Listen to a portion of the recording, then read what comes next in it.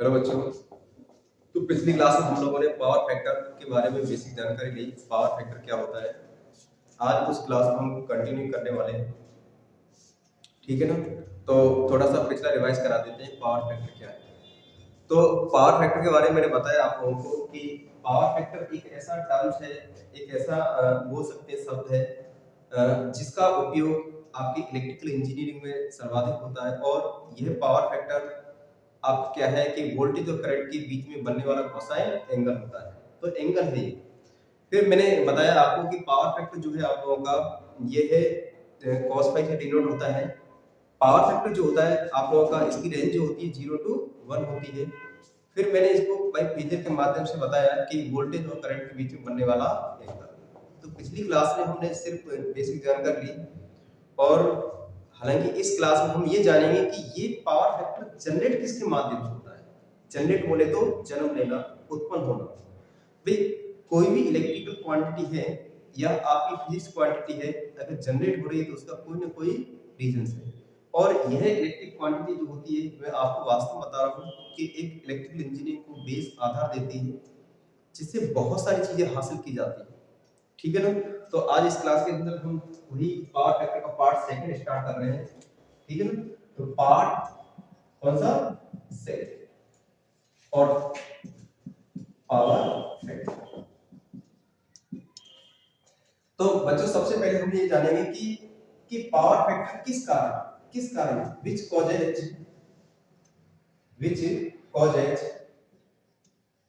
Power factor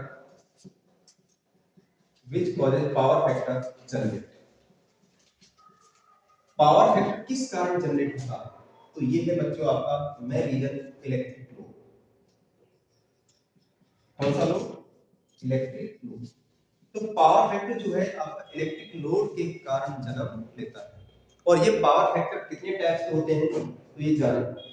तो ये है आपके तीन टाइप्स। कितने टाइप्स? तीन। पहला है आपका रेजिस्टिव लोड,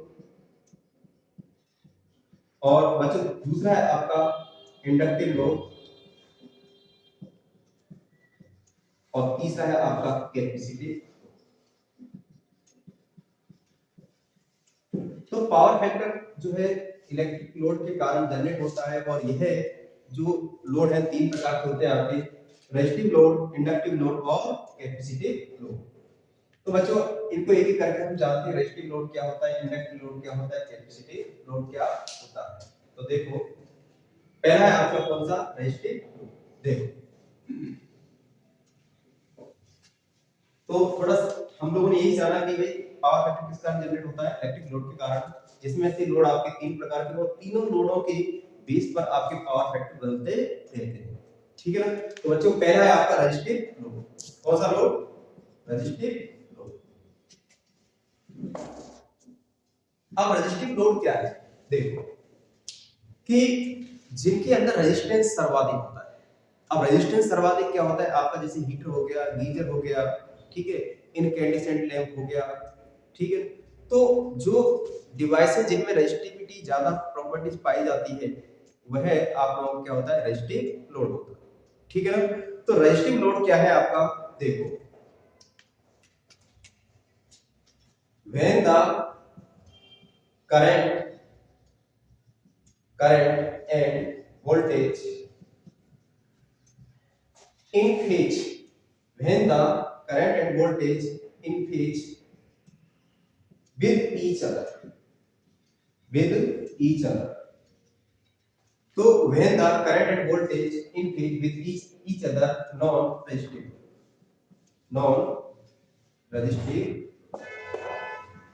तो बच्चों रेजिस्टिव लोड क्या है कि जब करंट और वोल्टेज एक दूसरे के इन फेज में आ जाती है तो वो क्या होता है? आपका रेजिस्टिव लोड। और इस प्रकार की फेनोमेना जब भी बनती है, कहीं भी बनती है, तो बच्चों एक इस तरीके की रेजिस्टिव लोड फेनोमेना या घटना कहीं भी बनती है तो पता है क्या होता है? Z equal to R। मतलब इंपीडेंस जो होता है, वह रेजिस्टेंस के क्या होता है? इक्विवेलेंट। अब आप सब जानते हो इंपीडेंस, नहीं जानते हो तो सुनो, इंपीडेंस और रेजिस्टेंस दोनों में डिफरेंस क्या होता है? रेजिस्टेंस जो होता है किसी भी पदार्थ की प्रॉपर्टीज है जो टोटल किसी भी पदार्थ की प्रॉपर्टी है जो फ्लो होने वाली करंट में क्या करती है, रुकावट डालती है, जबकि इम्पीडेंस किसी पदार्थ या सर्किट की वह प्रॉपर्टी है जो टोटल बहने वाली करंट में रुकावट डालती है। तो देखा, ये टोटल बहने वाली करंट में रुकावट डालने की प्रॉपर्टी ये केवल इंडिविजुअल कहीं भी किसी पदार्थ में प्रतिक्षण रुकावट डालने की प्रॉपर्टी। तो दोनों जब ऐसी स्थिति बनती है तो वहां रेजिस्टिव लोड होगा। जब ऐसी स्थिति होगी तो आपको पता है पावर फैक्टर की वैल्यू क्या होनी है, ये R/R equal to 1। It means बोल सकते हैं यूपीए। पावर फैक्टर जो होगा क्या होगा, यूपीए, या हम इसको बोलेंगे cos phi इक्वल टू 1। तो बच्चों एक चीज आपके समझ में आई कि इस रेजिस्टिव लोड जो है, इस रेजिस्टिव लोड का एग्जांपल्स क्या है बताया मैंने आपको, क्या एग्जांपल बताया, इनकैंडेसेंट लैंप, इनकैंडेसेंट लैंप। दूसरा एग्जांपल्स मैंने बताया आपका गीजर, इलेक्ट्रिक हीटर। तो ये सभी क्या है आपके रेजिस्टिव लोड है। तो अब पता है आपको, आगे हम जैसे आप लोग पढ़ ही रहे होंगे और इनसे रिलेटेड क्वेश्चंस आपके आते हैं, तो मैं एक क्वेश्चन कहता हूं कि क्या which of the following works with nearly UPF।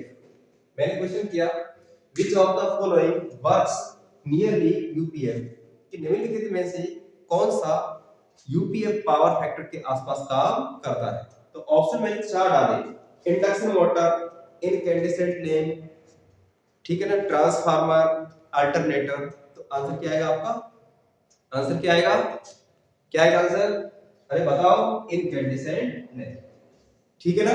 तो कहने का मतलब यह है कि इस तरीके से यहाँ से क्वेश्चंस बनते हैं। अगर आपका रेजिस्टिव लोड होगा तो उस रेजिस्टिव लोड में पावर फैक्टर की वैल्यू हमेशा क्या होगी, 1 होगी, यूपीएफ होगा, यूनिटी पावर फैक्टर की स्थिति बनेगी। और ये आपके रेजिस्टिव लोड हो गए बच्चे, इनकैंडेसेंट लैंप है, गीजर्स है। इनकैंडेसेंट लैंप वो लैंप होते हैं जिनका पीला प्रकाश मिलता है। कहने का मतलब जो सबसे पहले लैंप आए और उनका आविष्कार किसने किया, थॉमसन एडिसन ने। बच्चों तो अभी ये लैंप हालांकि बंद हो चुके हैं, लगभग अप्रचलित है, लेकिन गांव ग्रामीण एरिया में जहां पर फ्री की लाइटें मिलती है वहां पर अभी लोग इसका इस्तेमाल कर रहे हैं, ठीक है ना। और भी मेरा यही कहना है कि बिजली बचाओ, देश में विकास प्राप्त कराओ, क्योंकि बिजली जितना आप बचाओगे और उतना ही बहुत सारे लोगों के घरों में क्या होगा, उजाला होगा। तो इनकैंडेसेंट लैंप में उनको आप ज्यादा यूज ना करें, उनकी अपेक्षा आजकल जो एलईडी लैंप आ रहे हैं उनका यूज करें, ठीक है बच्चों। तो ये आपके कंपटीशन पर्पस से इंपॉर्टेंट है और ये क्वेश्चंस आपका कई बार आते हैं इसरो वगैरह में, आपके रेलवे में, मेट्रो पे, मतलब एलिमेंट जेईई, और आपका दूसरा है जैसे लोको पायलट है, टेक्नीशियन है, लाइनमैन है, जितने भी आपके कंपटीशन एग्जाम है वहां पर ये आता है। अब अच्छा थोड़ा देखेंगे रेजिस्टिव लोड जो है, इस रेजिस्टिव लोड को फिगर के माध्यम से कैसे देखा जा सकता है, फिगर बाय फिगर।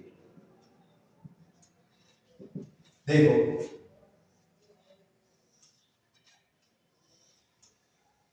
ये एक साइनसॉइडल वेव मैंने बनाई और ये साइनसॉइडल वेव किसके लिए, 4 वोल्टेज, किसके लिए बच्चों, 4 वोल्टेज, ठीक है ना।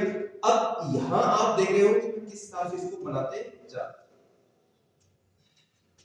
और यह है आपकी करंट, 4 करंट।